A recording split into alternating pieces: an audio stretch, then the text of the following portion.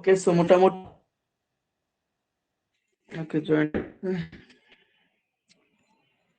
আচ্ছা আমি শুরু করে দিই, ঠিক আছে? তো তোমরা দেখো, তোমাদেরকে টেস্ট পেপার থেকে কিছু প্রশ্ন আমি দিয়ে দিছি। প্রশ্নগুলোকে আমরা আজকে সলভ করব, আর দেখি আমরা কতটুকু সলভ করতে পারি।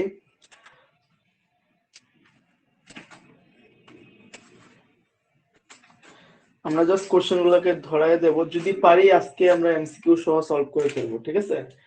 আর যদি দেখা যায় যে না পারতেছি না, তাহলে আমরা শুধু সিকিউ সলভ করব। আচ্ছা যাই হোক, আমি একটু কুইকলি বা দ্রুত করানোর চেষ্টা করতেছি।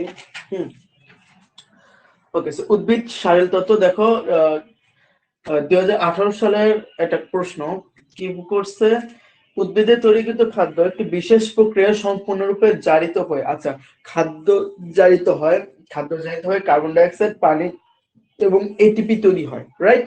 তারপর বলছে অবশ্য অক্সিজেনের উপস্থিতি ছাড়া সম্পূর্ণ জারণ আদৌ সম্ভব নয়। প্রথম যে দুইটা প্রশ্ন করছে, ক নাম্বার এবং খ নাম্বার, এই দুটো প্রশ্ন তোমাদের সিলেবাসের বাহিরে, মানে শর্ট সিলেবাসের বাহিরে। আমরা গ ঘ সলভ করি। উদ্দীপকের প্রক্রিয়াটি সাইটোপ্লাজমে সংগঠিত ধাপটি ছকের সাহায্যে দেখো, মানে তোমাকে জাস্ট ছকের সাহায্যে সাইটোপ্লাজমে যেটা ঘটে, অর্থাৎ একের যে গ নাম্বার সেটা হচ্ছে তোমার গ্লাইকোলাইসিসকে ব্যাখ্যা করতে হবে। একের গ কি হবে, তোমাকে গ্লাইকোলাইসিসের ছক, গ্লাইকোলাইসিসের ছক।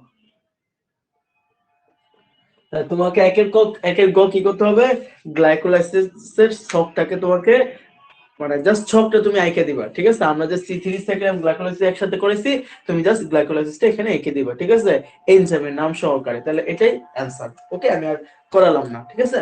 তারপর তারপর বলছে উদ্দীপকের শেষের উক্তিটি বিশ্লেষণ করো, অক্সিজেনের উপস্থিতি ছাড়া সম্পূর্ণ জারণ আদৌ সম্ভব নয়। দ্যাট মিন্স তোমাকে এখানে সবাত শোষণ এবং অবাত শোষণের মধ্যে একটা কানেকশন পয়েন্ট জানতে চাইছে, যে অক্সিজেনের উপস্থিতি ছাড়া সম্পূর্ণ জারণ সম্ভব নয়। তার মানে অক্সিজেন থাকলে সম্পূর্ণ জারণ হবে, এবং সম্পূর্ণ জারণ হলে কি হবে, সেটা হচ্ছে সবাত শোষণ হবে, রাইট?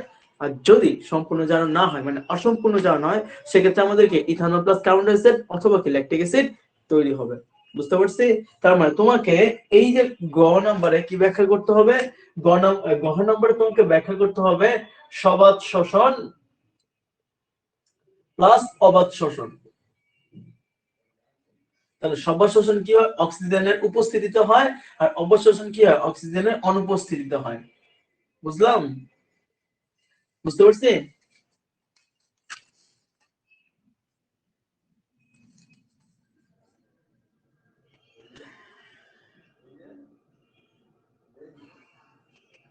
আমাকে একটু জানা এতটুকু ক্লিয়ার কিনা।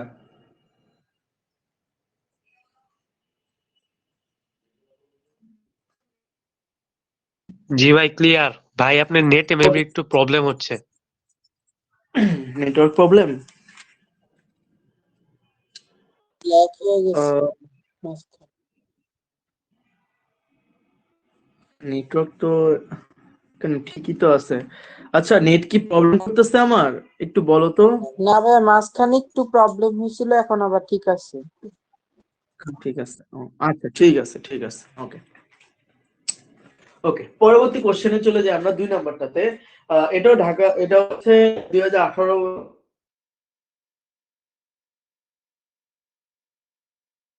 পানির বেশিরভাগই পাতায় অবস্থিত বিশেষ ক্ষুদ্রাঙ্গ দিয়ে বায়ুমণ্ডলে ছড়িয়ে পড়ে। দ্যাট মিন্স এখানে পাতায় অবস্থিত একটা ক্ষুদ্র অঙ্গের কথা বলা হয়েছে।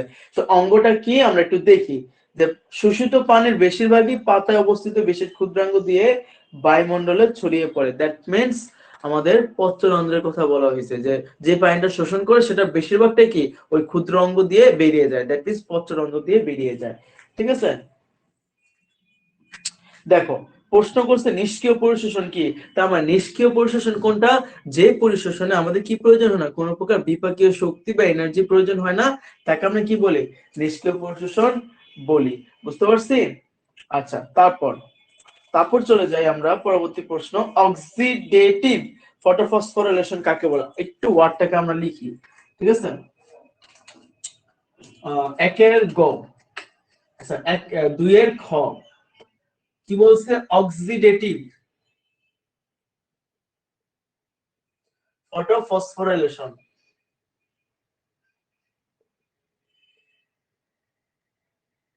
আচ্ছা চলো আমরা একটু দেখি জিনিসটা কি। অক্সিডেটিভ মানে কি? দেখো, অক্সিডেটিভ মানে হচ্ছে অক্সিজেন সম্পর্কিত কিছু একটা। ফটো মানে কি? আলো। ফসফো মানে কি? ফসফেট। আচ্ছা, মুখ দিয়ে বলে দিতেছে হাতে লেখার অবস্থা খুবই খারাপ, বুঝতেছি না কেন। আর রাইলেশন মানে রাইলেশন মানে কি? রিলেশন বা সংযুক্ত। ক্লিয়ার? তাহলে যদি আলোর উপস্থিতিতে ফসফেট সংযুক্ত হয় তখন তাকে কি বলো? ফটোফসফোরিলেশন। এবং এই ফসফেট সংযুক্ত হওয়ার পর সেটা কি? যদি অক্সিজেন অক্সিজেন সেখানে কাজ করে বা অক্সিজেন সেখানে প্রেজেন্ট থাকে তাহলে সেটাকে আমরা কি বলবো? Oxidative photophosphorylation. দ্যাট মিন্স এখানে আলোর সাথে ফসফেট যুক্ত হবে, তবে ওখানে অক্সিজেনও থাকবে। তাহলে চলো আমরা একটু দেখি এখানে কিসের কথা বলা হয়েছে। আচ্ছা, আমরা ফটোফসফোরিলেশন তো জানি যে আলোর উপস্থিতিতে ফসফেটটা সংযুক্ত হবে, অর্থাৎ এডিপির সাথে একটা ইনঅর্গানিক ফসফেট যুক্ত হয়ে এটিপি তৈরি করবে, রাইট? করলো তৈরি। এখন এই যে ঘটনাটা যদি ইউভি রশ্মির উপস্থিতিতে ঘটে তখন কি হবে? তখন এই যে ইউভি রশ্মির উপস্থিতি ঘটলে কি হবে সেটাকে আমরা বলি কি? ফটোফসফোরিলেশন। দেখো, আলোর উপস্থিতিতে ফসফেটটা সংযুক্ত হচ্ছে, কি তৈরি করলো? এটিপি তৈরি করলো। আচ্ছা, এটা একটু বলছে নাকি?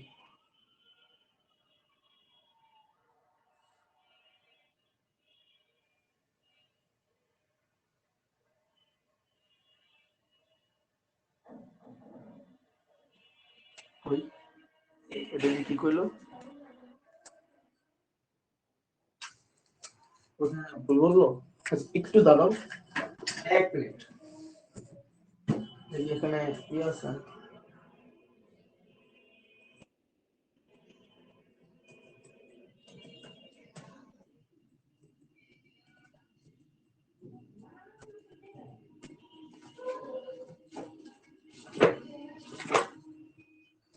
অক্সিডেটিভ ফটোফসফোরিলেশন ঘুরে ঘুরে যায়।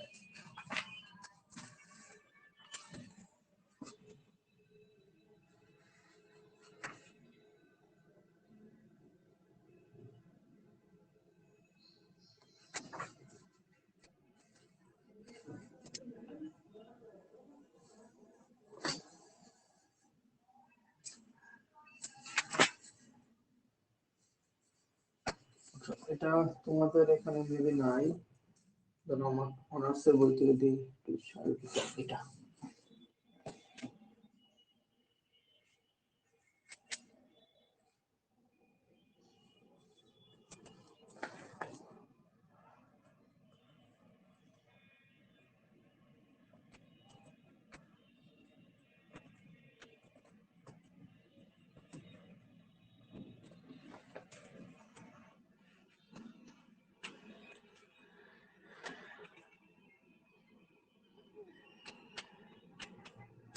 এই অক্সিলারি ফটোফসফোরিলেশন 164।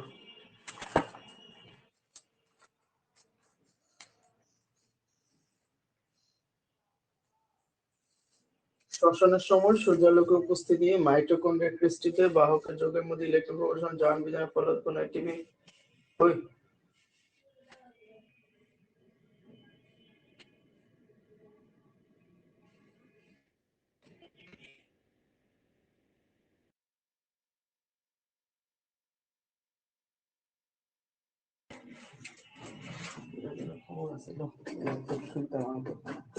আচ্ছা, যাই হোক, আমরা যেখানে ছিলাম আমরা আবার এখানে চলে আসি। আমাদের যে ইলেকট্রন ট্রান্সপোর্ট সিস্টেমটা ছিল, একটু বইয়ের ভাষায় বুঝাই তোমাদের। ইলেকট্রন ট্রান্সপোর্ট সিস্টেমটা ছিল, ঠিক আছে? এই ইলেকট্রন ট্রান্সপোর্ট সিস্টেমে কি হয়েছিল? এই ইলেকট্রন ট্রান্সপোর্ট সিস্টেমে কি ছিল? আমাদের ইলেকট্রন গুলা উচ্চ শক্তি স্তর থেকে নিম্ন শক্তি স্তরে জাম্প করছিল, রাইট? ইলেকট্রন যদি ইলেকট্রন ট্রান্সপোর্ট সিস্টেমের মাধ্যমে উচ্চ শক্তি স্তর থেকে নিম্ন শক্তি স্তরে জাম্প করে তখন কি হবে? শক্তি বিকিরিত হবে না, তার শক্তিটা বেরিয়ে যাবে। এই শক্তি দিয়া আমরা কি করছি? এই শক্তি দিয়ে আমরা এডিপির সাথে একটা ইনঅর্গানিক ফসফেটকে যোগ করে প্লাস ইউভি রশ্মির উপস্থিতিতে এটিপি তৈরি করছি। এই ঘটনাটাকে আমরা কি বলি? Auxiliary photophosphorylation. এইবার ক্লিয়ার নাকি ক্লিয়ার না আমাকে বলো। আবার বলি, ইলেকট্রন ট্রান্সপোর্ট সিস্টেমের ফলে কি হয়েছে? ইলেকট্রন ট্রান্সপোর্ট সিস্টেম দিয়ে উচ্চ শক্তি স্তর থেকে নিম্ন শক্তি স্তরে দুইটা ইলেকট্রন জাম্প করছে। বা গেছে, যাওয়ার ফলে এখান থেকে কি শক্তি নির্গত হয়েছে, এই নির্গত শক্তি দিয়ে প্লাস ইউভি রশ্মির উপস্থিতিতে আমরা কি করছি, এডিপির সাথে একটা ফসফেটকে যোগ করছি, যোগ করে আমরা এটিপি তৈরি করছি। এখানে যে এটিপি তৈরি করলাম বা ফসফেটটা সংযুক্ত করলাম, এই ফসফেটকে সংযুক্তটাকে আমরা কি বলি, অক্সিডেটিভ ফটোফসফোরিলেশন। এবার বলো ক্লিয়ার নাকি ক্লিয়ার না, আমাকে একটু কুইকলি জানাও ক্লিয়ার কিনা, বুঝতে পারছি কিনা, কুইকলি জানাও। তারপর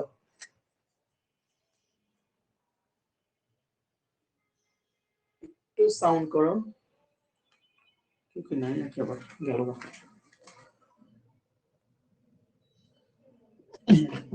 আচ্ছা দেখি কি ব্যাপার তোমাদের সাউন্ড কই। আচ্ছা তারপর উদ্দীপকের উল্লেখিত ক্ষুদ্রাঙ্গটির গঠন বর্ণনা করো। দ্যাট মিন্স তোমার 2 এর গ বলছে পত্ররন্ধ্রের গঠন, পত্ররন্ধ্রের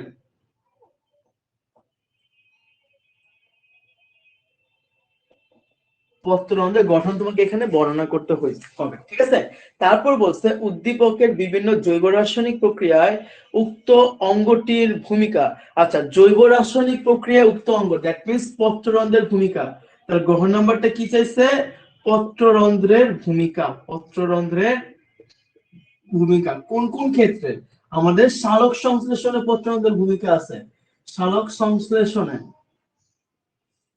আমাদের শ্বসনে পত্ররন্ধ্রের ভূমিকা আছে, আমাদের খনিজ লবণ পরিশোষণে পত্ররন্ধ্রের ভূমিকা আছে, তারপর হচ্ছে আমাদের আর কি পানি পরিশোষণে।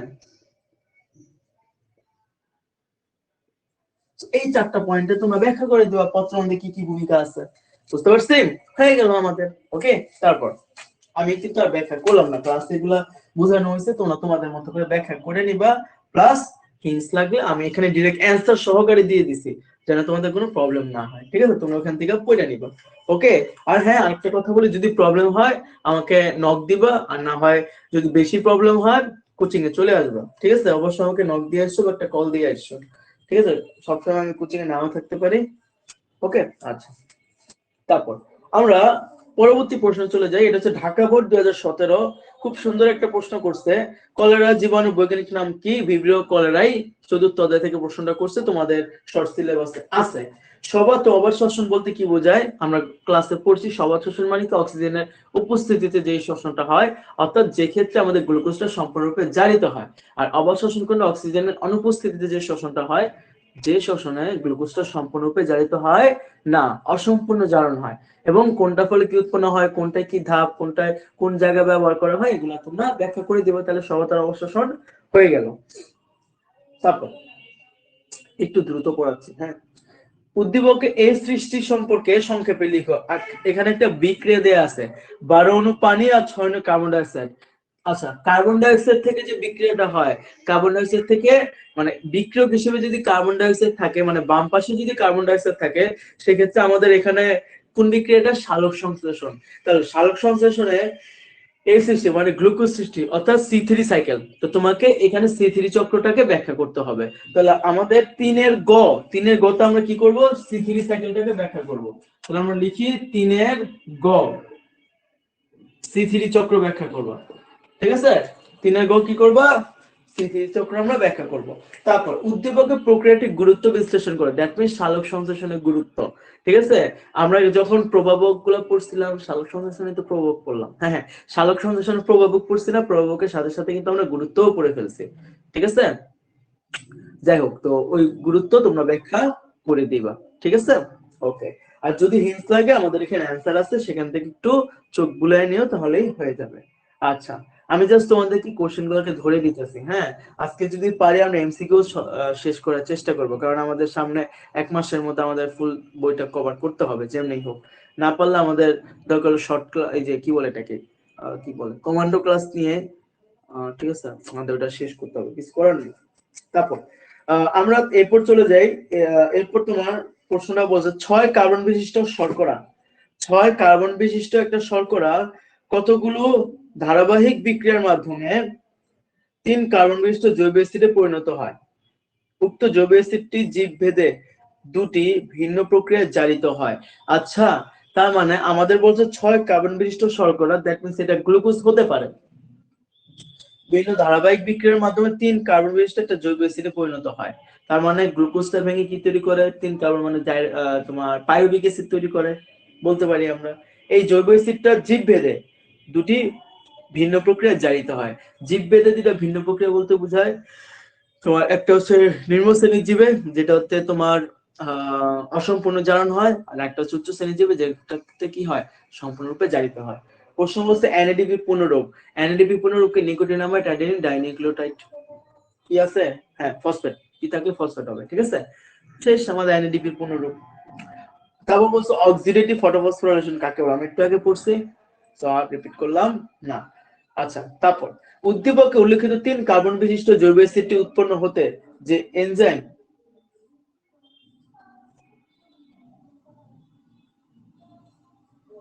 আচ্ছা, উদ্দীপকে উল্লেখিত 3 কার্বন বিশিষ্ট জৈব অ্যাসিড উৎপন্ন হতে যে এনজাইম সমূহ ব্যবহৃত হয় তা ধারাবাহিকভাবে লিখো। তাহলে জৈব অ্যাসিডটি উৎপন্ন করতে, অর্থাৎ গ্লুকোজ থেকে জৈব অ্যাসিড মানে গ্লুকোজ থেকে pyruvic acid, that means glycolysis. তাহলে আমাদের 4 গ হচ্ছে গ্লাইকোলাইসিস তোমাকে ব্যাখ্যা করতে হবে। তাহলে 4 গ কি করতে হবে,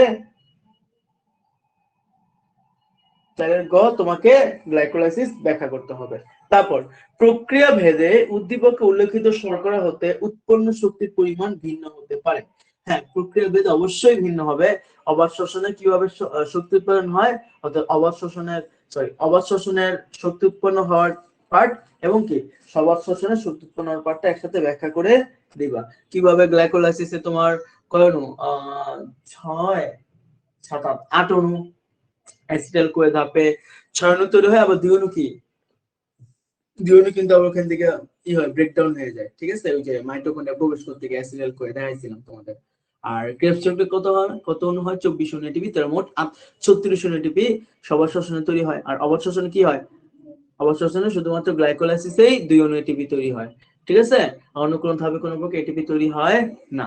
ক্লিয়ার? তাহলে এই যে দুইটা ধাপে প্রক্রিয়া মানে প্রক্রিয়া ভেদে কি হয়, এটিপি তৈরি ভিন্ন হইতাছে। সবার শ্বসনের ফলে 36 অণু এটিপি, অবাধ শ্বসনের ফলে কি 2 অণু এটিপি তৈরি হইতাছে। ক্লিয়ার? তারপর হচ্ছে যশোর বরিশাল বোর্ড 2017, আমরা 10টা প্রশ্ন সলভ করব। আরে 28 দিন বেজে গেল অলরেডি। আচ্ছা, তারপর বলছে গোল আলু বিলম্বিত ধসা রোগের জীবাণুর নাম হচ্ছে পিটোপ্থোরা ইনফেস্টান্স। তোমাদের আছে এটা, দেখে নিও, ক্লাসে পড়াইছিলাম। জীবন্ত জীবাশ্ম সাইকাস পড়াইছিলাম না, সাইকাস কিন্তু জীবন্ত জীবাশ্ম বলা হয়, ব্যাখ্যা করলাম না। তারপর কোষের সাইটোপ্লাজমে উদ্দীপকে উল্লেখিত হাইড্রোজেন যৌগটি থেকে 3 কার্বন বিশিষ্ট যৌগ উৎপাদনের ধাপগুলো লিখো। আচ্ছা, হাইড্রোজেন মানে H, আচ্ছা এটা হাইড্রোজেন এর H যৌগ, তাহলে H প্লাস O2 এনজাইম পানির শক্তি, কার্বন ডাই অক্সাইড প্লাস পানি। তার মানে আমরা এখানে বুঝতে পারতেছি H একটা যৌগ যেটা ভেঙে এখানে বলছে 3 কার্বন বিশিষ্ট যৌগ উৎপাদন। 3 কার্বন বিশিষ্ট কি যৌগ তৈরি হয়, দেখো যেহেতু অক্সিজেন এখানে কাজ করছে, আমরা একটু বিক্রিয়াটা এখানে লিখি। খেয়াল করো, বিক্রিয়াটা এখানে বলছে যে H প্লাস O2 উপরে এনজাইম, আর এখানে হচ্ছে পানি, কি তৈরি করবে, শক্তি plus carbon die oxide plus পানি। তাহলে তোমাকে বলছে H যৌগটা, দেখো যেহেতু অক্সিজেন এখানে কাজ করছে, তার মানে আমরা এখানে বলতে পারি এটা হচ্ছে শ্বসন। অক্সিজেন যেহেতু কাজ করছে, এটা কি, এটা হচ্ছে শ্বসনের একটা বিক্রিয়া বা রিঅ্যাকশন। তাহলে এখানে H যৌগটা কি হবে বলতো, অবশ্যই এই যৌগটা হবে গ্লুকোজ, C6H12O6 গ্লুকোজ হবে, রাইট। তাহলে গ্লুকোজটা অক্সিজেনের সাথে যুক্ত হয়ে এই বিক্রিয়াটা দিছে। প্রশ্ন বলছে যে H যৌগ থেকে 3 কার্বন বিশিষ্ট যৌগ উৎপাদনের ধাপগুলো ব্যাখ্যা করতে। অর্থাৎ H যৌগ মানে গ্লুকোজ, গ্লুকোজ থেকে আমাদের পাইরুভিক অ্যাসিড অর্থাৎ 3 কার্বন বিশিষ্ট acid CH3COCOOH, that means glycolysis তোমাকে ব্যাখ্যা করতে বলছে। খেয়াল করছো, দেখছো আমরা এখন পর্যন্ত কোনো ক্রেবস চক্র থেকে কোনো প্রশ্ন পাইছি, একটা প্রশ্ন কিন্তু ক্রেবস চক্র থেকে পাইনি, ঠিক আছে। সামনে দেখো ক্রেবস চক্র থেকে প্রশ্ন নাই, বুঝতে পারছি। আচ্ছা, যাই হোক, তারপর আমরা চলে যাব উদ্ভিদের সবুজ অংশে যে বিক্রিয়ায় H উৎপন্ন হয় তার গুরুত্ব বিশ্লেষণ করো। যে অংশে এই উদ্ভিদের সবুজ অংশে যে বিক্রিয়ায় H উৎপন্ন হয়, যে বিক্রিয়া H উৎপন্ন হয় মানে এটা কোন ধরনের কথা, গ্লুকোজ উৎপন্ন হয় কোন বিক্রিয়ার ফলে বলতো, সালোক সংশ্লেষণ বিক্রিয়া। অনেকে C3 চক্র লেখে না, চক্র তোমাকে চক্র বলে নাই, তোমাকে বলছে কোন বিক্রিয়ায়, সেটা হচ্ছে সালোক সংশ্লেষণের বিক্রিয়ায়। কি সালোক সংশ্লেষণের বিক্রিয়া, তাই তোমাকে কি করতে হবে, এখানে সালোক সংশ্লেষণের গুরুত্ব লিখতে হবে। বুঝলাম? অনেকে পাকনামানি করে লেখে যে গ্লুকোজ তৈরি হচ্ছে C3 চক্রে। তো C3 চক্রের গুরুত্ব, আরে ভাই এখানে চক্র বলে নাই, তোমাকে বুঝতে হবে প্রশ্নে কি চাইছে। দেখো প্রশ্নে কি চাইছে, সবুজ অংশ যে বিক্রিয়ায়, সবুজ অংশ কোন বিক্রিয়া দেয়, সালোক সংশ্লেষণ বিক্রিয়া দেয়। তো তোমাকে সালোক সংশ্লেষণের গুরুত্বটা এখানে ব্যাখ্যা করতে হবে, বুঝছি? তারপর 6 নাম্বার বলছে প্লাজমোলাইসিস কি। প্লাজমোলাইসিস কি বলতো? প্লাজমা মানে প্রোটোপ্লাজম, লাইসিস মানে ভেঙে ফেলা, অর্থাৎ প্রোটোপ্লাজমকে ভেঙে ফেলা। কখন ভাঙে? যখন এখান থেকে পানি বের হবে। তাহলে প্রোটোপ্লাজম বা কোষঝিল্লি থেকে পানি বের হওয়ার প্রক্রিয়াকে আমরা কি বলি? প্লাজমোলাইসিস। ক্লিয়ার? কিসের মাধ্যমে হয় প্লাজমোলাইসিসটা? বলতো প্লাজমোলাইসিসটা কিসের মাধ্যমে হয়? প্লাজমোলাইসিসটা হয় বহিঃ অভিস্রবণের মাধ্যমে, অর্থাৎ বহিঃ অভিস্রবণ প্রক্রিয়ায় পানিটা বাইরে বেরিয়ে গেলে প্রোটোপ্লাজম যে সংকুচিত হয়ে যায় এটাকে আমরা কি বলি? প্লাজমোলাইসিস। ওকে, এটা বুঝেছি ক্লাসে, এই জন্য আর বুঝাচ্ছি না। লিমিটিং ফ্যাক্টর বলতে কি বোঝায়? এই যে বিজ্ঞানী ব্ল্যাকম্যান কি করছে? ল অফ লিমিটিং ফ্যাক্টর বের করছে, যে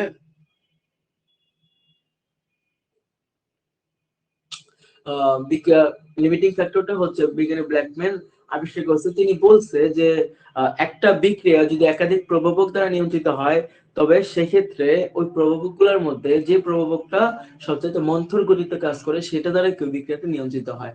অর্থাৎ একাধিক প্রভাবকের মধ্যে যেটা সবচেয়ে মন্থর গতিতে কাজ করবে, ঠিক আছে, এবার যেটা সবচেয়ে ধীর গতিতে কাজ করবে সেটাই কি করবে? সেটাই আমাদের পুরো বিক্রিয়াটাকে নিয়ন্ত্রণ করবে। বুঝতে পারছি? এখন খেয়াল করো যে তোমাদের এখানে একটা এক্সাম্পল দেওয়া আছে, যেমন তাপমাত্রা সালোক সংশ্লেষণ প্রক্রিয়া নিয়ন্ত্রণকারী একটি ফ্যাক্টর, ঠিক আছে। আবার বায়ু প্রবাহ কি সালোক সংশ্লেষণ নিয়ন্ত্রণকারী একটা ফ্যাক্টর, ঠিক আছে। এই যে এগুলো হচ্ছে কি তোমার লিমিটিং ফ্যাক্টর। ক্লিয়ার? তারপর পরবর্তী পার্টে চলে যায়, এনজাইমের নাম সহ উদ্দীপকের প্রদর্শিত ছকটি পূরণ করো। দেখো 3-ফসফোগ্লিসারলডিহাইড, তারপর কি ডাইহাইড্রোক্সি অ্যাসিটোন ফসফেট, ঠিক আছে। তো এই যে 3-ফসফোগ্লিসারলের থেকে দেখো নিচের দিকে উপমুখী চিহ্ন দেওয়া আছে CH3COCOOS, ঠিক আছে। এটা তাহলে তোমাকে বলছে এই ব্যাপারটাকে ফিল আপ করতে, অর্থাৎ তোমাকে এখানে গ্লাইকোলাইসিস চাইছে, বা গ্লাইকোলাইসিসের নিচের পার্টটুকু চাইছে। বুঝতে পারছো? উপরের পার্টটুকু না, মানে তোমার এখান থেকে সম্পূর্ণ চাই নাই, তোমার কাছ থেকে নিচের পার্টটুকু চাইছে। কোন জায়গা থেকে? যেখানে লিখেই দিছে, তুমি এখানে 3-ফসফোগ্লিসারলের থেকে দেওয়া শুরু করবা। বুঝতে পারছি? এই যে দেখো, আমি একটু দেখাই তোমাদের এখানে, এই যে এই যে দেখো, এই যে এখানে 3-ফসফোগ্লিসারলডিহাইড থেকে কি তৈরি হয়েছে? আমাদের এখানে পাইরুভিক অ্যাসিড তৈরি হয়েছে না? তাই 3-ফসফোগ্লিসারলডিহাইড থেকে কিভাবে পাইরুভিক অ্যাসিড তৈরি হয়েছে? ওই নিচের ছকটাই দেখছো, যে নিচের ছকটা, নিচের ছকটা এখানে খালি ব্যাখ্যা করে দিবা। বুঝলাম? জাস্ট এতটুকু, ঠিক আছে, জাস্ট নিচের পার্টটুকু। ওকে, আচ্ছা। তারপর উদ্দীপকে প্রদর্শিত শেষ উৎপাদিত দ্রব্যটি যে চক্রে প্রবেশ করে তার জৈবিক গুরুত্ব। প্রশ্ন দেখে অনেকে ভয় পেতে পারো, যে চক্রে প্রবেশ করে মানে ওটা প্রবেশ করে কোন চক্রে? ক্রেবস চক্রে। ক্রেবস চক্র চাইছে, ওমা ক্রেবস চক্র চাই না, ক্রেবস চক্রের গুরুত্ব চাইছে। তো গুরুত্ব এখানে ব্যাখ্যা করে দিবা। যেমন এখানে বলছে দেখো, ক্রেবস চক্র কি শক্তি উৎপাদনের প্রধান কেন্দ্র। শ্বসনের অধিকাংশ শক্তিটা কোথায় উৎপন্ন হয়? এই ক্রেবস চক্রের মধ্যেই উৎপন্ন হয়। এবং এই শক্তিটা আমরা কোথায় কোথায় কাজে লাগে? বিভিন্ন বিপাকীয় কাজ, লাইক তোমার খনিজ দ্রব্য পরিশোষণ। অনেক সময় মাটিতে পানি নেই, এখন পানি আমার নিতে হবে মাটি থেকে, তখন কি করবো? অনেক সময় সেই পানি তুলতেও কি লাগে? এনার্জি প্রয়োজন হয়। তাছাড়া বিভিন্ন বিক্রিয়া পরিচালনা করার জন্য কি আমাদের এনার্জি প্রয়োজন হয়। তাহলে এই এনার্জি গুলো আসে কোথা থেকে? ম্যাক্সিমাম এনার্জি আসে কোথা থেকে? আমাদের শ্বসনের ক্রেবস চক্র থেকে। বুঝতে পারছি? এছাড়াও এই চক্রে কি হয়? বিভিন্ন প্রকার জৈব অ্যাসিড উৎপাদন হয়।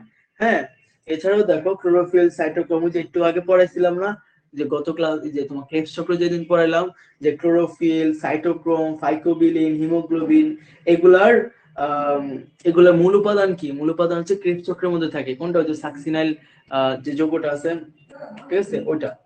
বুঝলাম? উপাদান। তারপর ক্রেবস চক্র উৎপন্ন যে বিভিন্ন জৈব অ্যাসিড গুলো আছে সেগুলো কি উদ্ভিদের বিভিন্ন বিপাকে অংশগ্রহণ করে। তারপর ক্রেবস চক্রের বিক্রিয়াগুলো মূলত অপচিতি মানে ক্যাটাবলিক। ক্রেবস চক্রে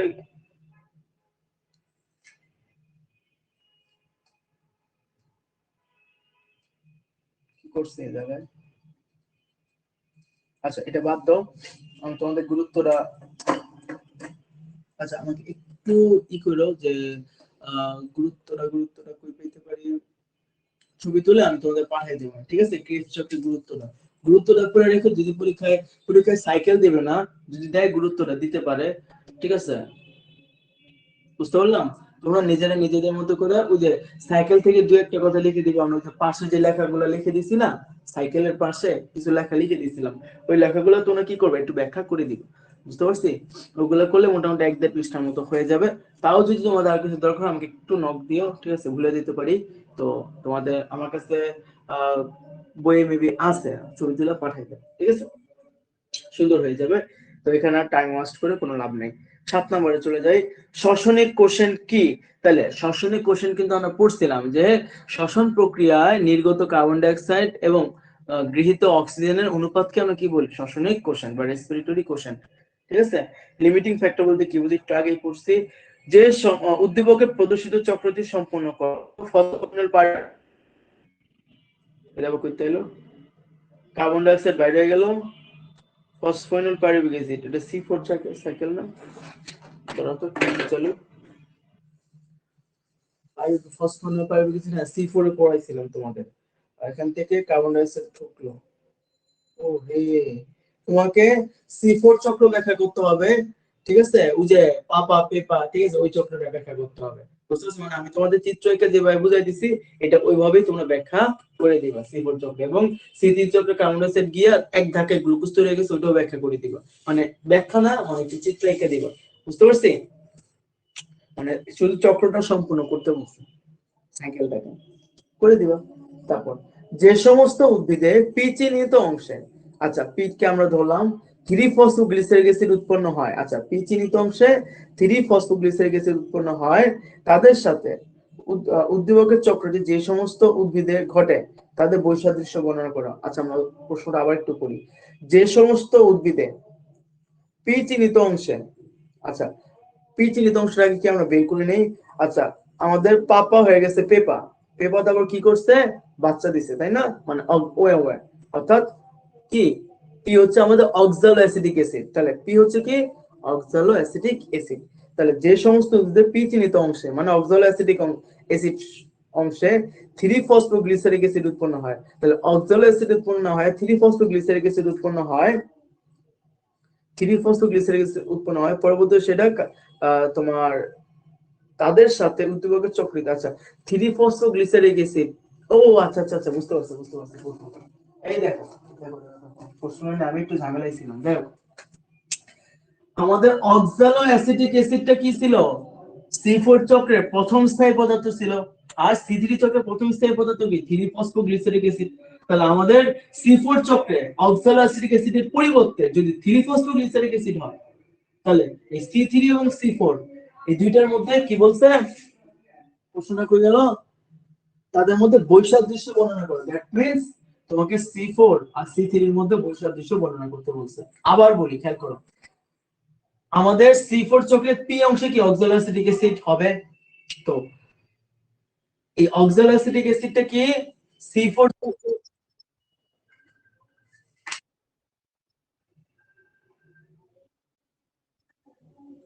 অক্সালো অ্যাসিটিক অ্যাসিডটা কি C4 চক্রের প্রথম স্থায়ী পদার্থ। এখন ওই প্রথম স্থায়ী পদার্থ C4 চক্রের কি প্রথম স্থায়ী পদার্থ থেকে অক্সালো অ্যাসিটিক অ্যাসিড। এখন এইটা যদি আমাদের না থাকে, যদি আমাদের 3-ফসফোগ্লিসারিক অ্যাসিড হয়, 3-ফসফোগ্লিসারিক অ্যাসিড কোন C3 চক্রের প্রথম স্থায়ী পদার্থ বলে দিয়েছে। তাহলে এই C3 চক্রের এই দুইটা, তাহলে এটা যদি হয় তাহলে এইটার সাথে এইটার বৈসাদৃশ্য বা পার্থক্য, মানে C3 এর সাথে C4 এর বৈসাদৃশ্য। তার প্রশ্নটা আমি আরেকবার পড়ি, দেখো বুঝো কিনা। যে সমস্ত উদ্ভিদে পি চিহ্নিত অংশে মানে অক্সালো অ্যাসিটিক অ্যাসিড এই অংশে 3-ফসফোগ্লিসারিক অ্যাসিড উৎপন্ন হয়, মানে এই অংশে এইটা যখন উৎপন্ন হয়, তাদের সাথে অর্থাৎ এদের সাথে কার উদ্দীপকের চক্রটি অর্থাৎ C4 চক্রটি যে উদ্ভিদের চক্রের যে সমস্ত উদ্ভিদে ঘটে তাদের বৈসাদৃশ্য। এবার ক্লিয়ার? তাহলে এটার মধ্যে বৈসাদৃশ্য তোমাকে ব্যাখ্যা করতে হবে। তাহলে C3 C4 এর মধ্যে বৈসাদৃশ্য ব্যাখ্যা করবা, শেষ কাহিনী, ফুসফুস। তারপর 8 নম্বরে চলে যাই। এ বলছে ইখু ও ভুট্টা, বি বলছে আম ও কাঁঠাল, ক বলছে লিমিটিং ফ্যাক্টর কি? আমরা জানি লিমিটিং ফ্যাক্টর কি, আমরা বললাম না যেহেতু পড়াইছি। খনিজ লবণ পরিশোষণ সাধারণত সক্রিয় প্রক্রিয়ায় ঘটে কেন? কারণ হচ্ছে সাধারণত দেখা যায় উদ্ভিদ যে লবণটাকে মাটি থেকে গ্রহণ করবে সে লবণটা উদ্ভিদের দেহে থাকে, তবে অতিরিক্ত বিপাকীয় মানে অতিরিক্ত বিভিন্ন প্রক্রিয়া সম্পাদনের জন্য তার মাটিতে যে আয়নগুলো আছে এর চাইতে উদ্ভিদের মূলে বা উদ্ভিদে আয়নের পরিমাণ বেশি থাকতে হয়। তো যদি মনে করো যে কোনো একটা আয়ন মূলে বেশি আছে বাট মাটিতে কম আছে, তখন কি সেটা আসবে? অবশ্যই আসবে না, কারণ নিম্ন ঘনমাত্রা অঞ্চল থেকে উচ্চ ঘনমাত্রা অঞ্চলে আসবে না। এই জন্য কি করতে হয়, তাদেরকে বিশেষ শক্তি প্রয়োগ করে আনতে হয়। বুঝতে পারছি? এই জন্য উদ্ভিদের ম্যাক্সিমাম খনিজ লবণ পরিশোষণ কি হয়, সক্রিয় পদ্ধতিতে ঘটে থাকে। ওকে, দেখো এ এর উদ্ভিদ সমূহ যে প্রক্রিয়া খাদ্য তৈরি করে তা রেখাচিত্রের মাধ্যমে উপস্থাপন করো। এ এর উদ্ভিদ ইখু ভুট্টা। আচ্ছা, ইখু ভুট্টা আখ, তারপর হচ্ছে ঘাস জাতীয় উদ্ভিদ, তারপর বিভিন্ন অ্যামারেন্থাস, এগুলার ক্ষেত্রে কি কোন চক্র ঘটে? C4 চক্র ঘটে।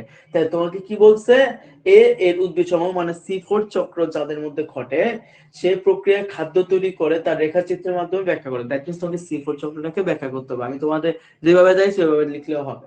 বুঝতে পারছি? তারপর উদ্দীপকে এ এবং বি উদ্ভিদ সমূহ খাদ্য তৈরি প্রক্রিয়ার মধ্যে পার্থক্য বিশ্লেষণ করো। এ মানে কি ইকু ভুট্টা মানে C4 চক্র, আর বি মানে কি আম কাঁঠাল মানে C3 চক্র। তাহলে এই দুইটার মধ্যে যে পার্থক্য সেটা আমরা লিখবো, অর্থাৎ এবং C4 এর মধ্যে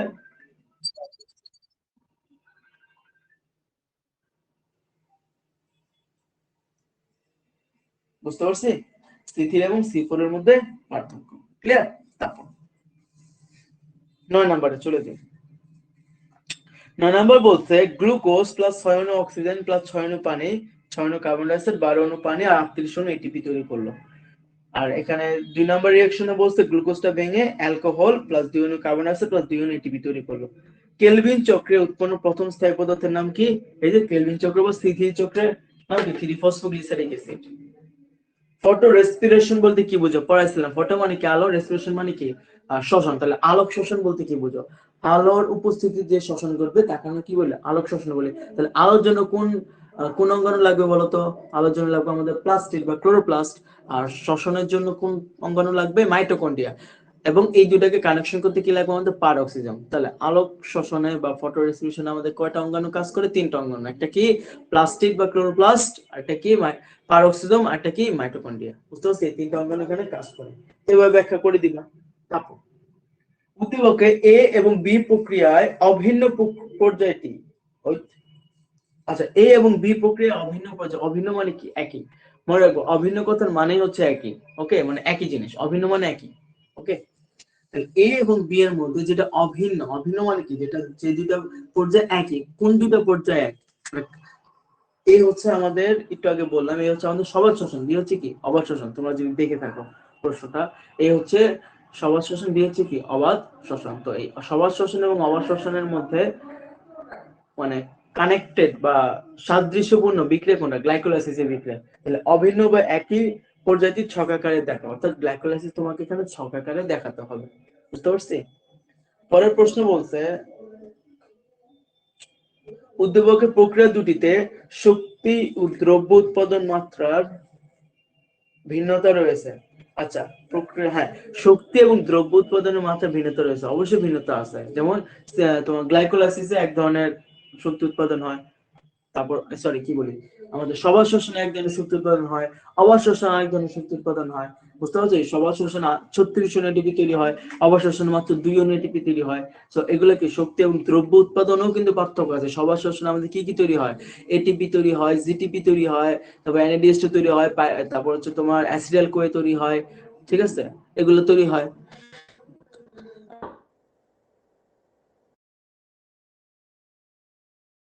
ethyl alcohol plus carbon die oxide আর হয় কি ল্যাকটিক অ্যাসিড। তাহলে কি দ্রব্য উৎপাদনেও পার্থক্য আছে। ক্লিয়ার? অর্থাৎ উৎপাদিত পদার্থের মধ্যেও কিন্তু কি আছে? অনেক ডিফারেন্স আছে। বুঝতে পারলাম? তারপর 10 নাম্বার 45 দিবে চেলবা মনে হয় না সিকিউ ধরে আজকে শেষ করতে পারবো। সিকিউ মনে হয় কালকেই করতে হইব, মানে নেক্সট ক্লাসে তোমাদের সিকিউ ধরতে হইব। এই কি বলে এমসিকিউ, সরি এমসিকিউ মানে নেক্সট ক্লাসে করে তুইব, কিছু করার নেই।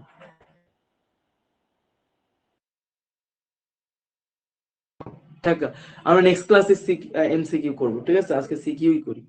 আচ্ছা, আর দুটো সিকিউ বেশি আছে, করে ফেলি আমরা।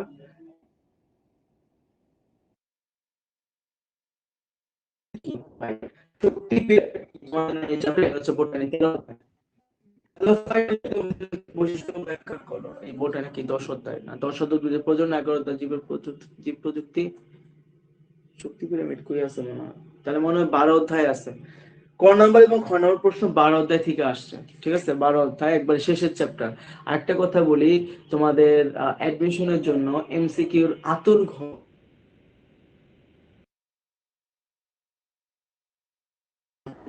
স্বাচ্ছন্দ্য বোধ করে, এবং ঢাকা ইউনিভার্সিটি বিশেষ করে সবচেয়ে বেশি কোশ্চেন করে। যদি তোমাদের শর্ট সিলেবাস না মানে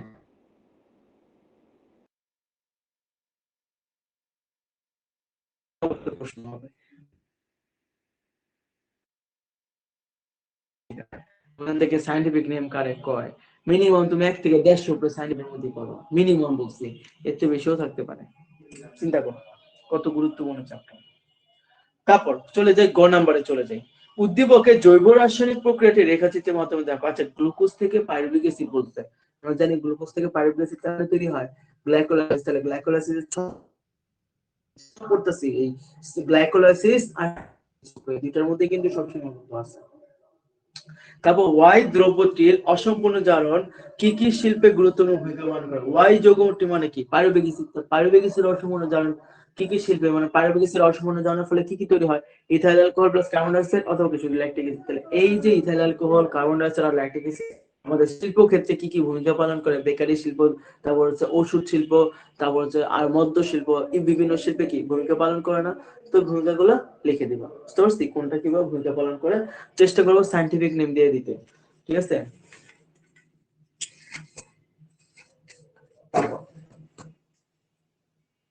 স্ট্রেপ্টোকোকাস ল্যাকটিস দুধের ব্যাকটেরিয়া, ব্যাসিলাস মেগাথেরিয়াম, এটা দিয়ে হচ্ছে চা এবং তামাক গাছের পাতাকে সুগন্ধি রুচিকর করা হয়। বাহ, বইতে না পড়লে তো আমি জানতেই পারতাম না। দেখো, ব্যাসিলাস মেগাথেরিয়াম, ঠিক আছে? মেগাথেরিয়াম এটা কি করে? ব্যাকটেরিয়া, এই ব্যাকটেরিয়া ব্যবহার করে আমরা চা ও তামাক গাছের পাতাকে সুগন্ধি রুচিকর করি। মজার জিনিস, পড়ো তোমরা, পড়লে বুঝতে পারবে। আচ্ছা, আমি একটা কাজ করি, 11 নম্বরে না গিয়ে আমি একটু কঠিন প্রশ্ন খুঁজি, ঠিক আছে? যে প্রশ্নটা একটু তোমাদের জন্য উইয়ার্ড মনে হবে, যে না এই জিনিসটা আমরা একটু নতুন পড়লাম। সত্য গ্লাইকোলাইসিস আর C3 পড়তেছি।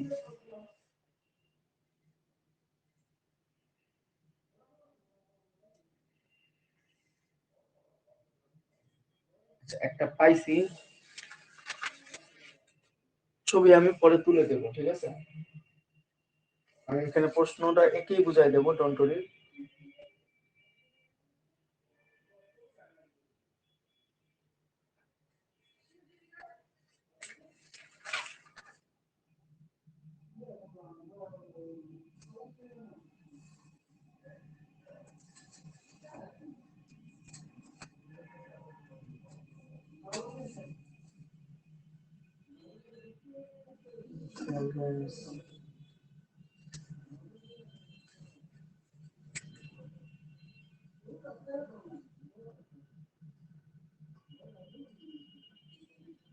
সে একটা প্রশ্ন করছে, এই নটরডেম কলেজের প্রশ্ন, চলো সলভ করি। হ্যাঁ, প্রশ্নটা আমার কাছে সেই লাগলো, একটু সলভ করি চলো।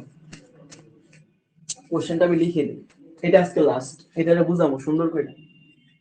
এনডিসির প্রশ্নগুলোর কথা, তোমাদের অনেকেরই নটরডেম কলেজ মানে প্রায়োরিটি লিস্টে ছিল, বা অনেকে হয়তো পরীক্ষা দিয়ে টিকতে পারে নাই, বা অনেকে ভাবছো যে না আমি মানে টিকমই না, এই জন্য পরীক্ষাই দাও না, ঠিক আছে? যাই হোক, অনাবাহনাকে আবার আমার মতো আছে যে না এসএসসি পরীক্ষা শেষ, 2 মাস শুধু বয়ে রয়েছি, 2-3 মাস পড়ালেখা সব বিল্লা খাই লেছি, সো পরীক্ষা দিতাম না, এরকম অনেক চিন্তা ভাবনা করছো। তাদের জন্য এই অঙ্কটা মানে এই সৃজনশীলটা একটু দেখো। একটা ছক দিছে নটরডেম কলেজ এনডিসির কোশ্চেন মজা পাইলাম দেখা একটা ছক আছে এখানে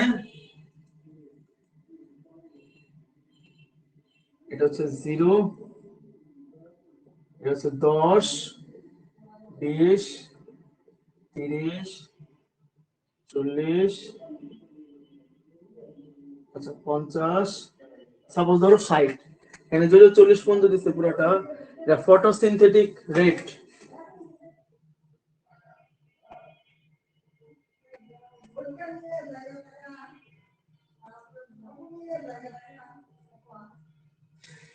মিউ মোল মিটার স্কয়ার সেকেন্ড ইনভার্স ঠিক আছে আমি লিখলাম তোমাদেরকে ছবি তুলে দেবো ডোন্ট ওরি এটা হচ্ছে তোমার 10 20 30 40 50 এটা হচ্ছে লিফ টেম্পারেচার পাতার টেম্পারেচার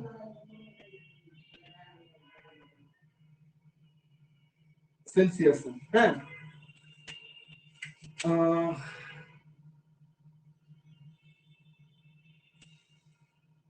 একটা হচ্ছে তোমার তিন কালি দিয়ে দিই তিনটা দিচ্ছি একটা হচ্ছে তোমার এইভাবে গেছে 10-এর এখান থেকে শুরু হয় এইভাবে গেছে আরেকটা তোমার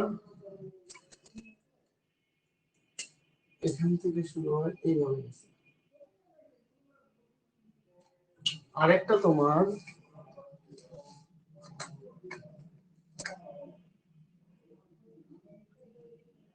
শুরু হয় এইভাবে গেছে ঠিক আছে তো এই হচ্ছে তিনটা তো এর মধ্যে তোমাদের এটাকে বলছে ও এবং এটাকে বলছে আ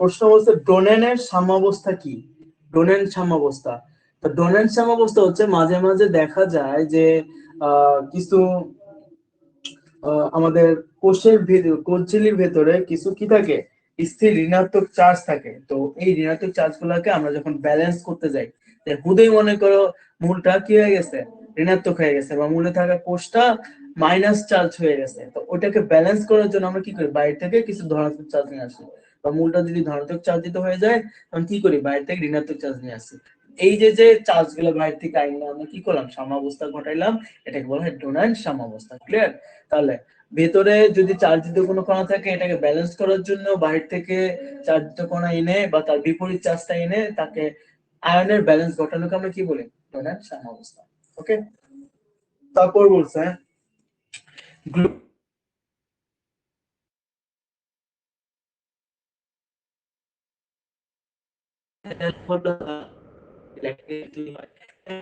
বিক্রিয়া টিক্রিয়া দিয়ে দিলা দুইটা বিক্রিয়া আছে দেখাই দিবা বিক্রিয়া দুইটা তারপর অ উদ্ভিদে শর্করা তৈরিতে প্রক্রিয়াটি ব্যাখ্যা করে দেখো এই যে অ উদ্ভিদ এটা দেখে তোমার অনেক কিছু মনে হচ্ছে যে হ্যাঁ হ্যাঁ এটা কি দিছে ঠিক আছে তো দেখো খুব ইজি অ উদ্ভিদের শর্করা তৈরির প্রক্রিয়াটি ব্যাখ্যা করো অ উদ্ভিদ কোনটা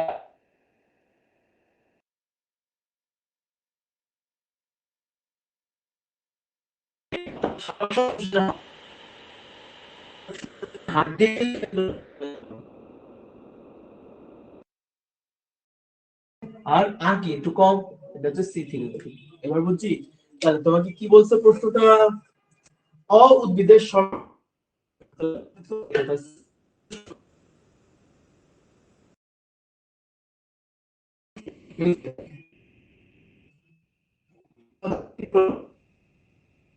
কিভাবে শর্করা তৈরি করে তুমি ব্যাখ্যা করে দিবা উদ্ভিদের শর্করা তৈরির প্রক্রিয়া ভিন্ন হলে শর্করা তৈরির প্রক্রিয়া ভিন্ন হলেও মানে এই হচ্ছে C3 সাইকেলে করে হচ্ছে C4 চক্রে এই দুটো ভিন্ন না অবশ্যই ভিন্ন তবে ভিন্ন হলেও উদ্ভিদের দেহ হতে পানি নিষ্কাশন প্রক্রিয়া প্রায় অভিন্ন অর্থাৎ এই দুইটা প্রক্রিয়া এক হলেও এই দুইটা উদ্ভিদে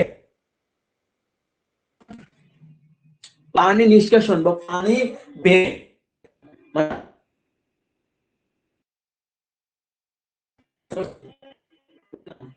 আচ্ছা, খাদ্য তৈরির প্রক্রিয়া পানি নিষ্কাশন করার, পানি বের করা বা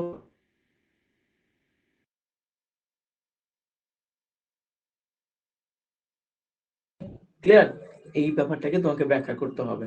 যাই হোক, এবার বলো এই পর্যন্ত কে কে বুঝো নাই? যদি কারো কোনো প্রবলেম থাকে এই চ্যাপ্টারে, ঠিক আছে, আমাকে করতে পারো, কোনো সমস্যা নেই। আজকে ক্লাসটা একটু শর্ট করলাম, কারণ নেক্সট ক্লাসে আমরা এমসিকিউ সলভ করবো। আজকে ক্লাসে আমরা এমসিকিউ সবগুলো সলভ করতে পারতাম না, ক্লাস লাগতো।